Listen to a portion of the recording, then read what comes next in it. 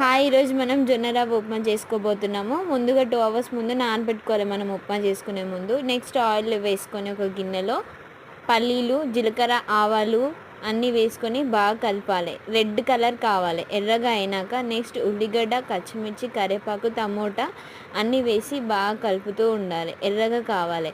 Next ఏం చేయాలి, కొంచెం సాల్ట్ తీసుకొని వేసుకోవాలి. సాల్ట్ వేసుకొని కలుపుకోవాలి. మనం తీసుకున్న 1 గ్లాస్, ఒక గ్లాస్ జొన్న రవ్వకి 2 గ్లాసుల వాటర్ వేయాలి.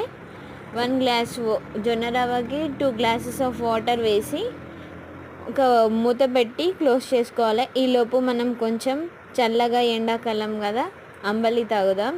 నెక్స్ట్ రవ్వ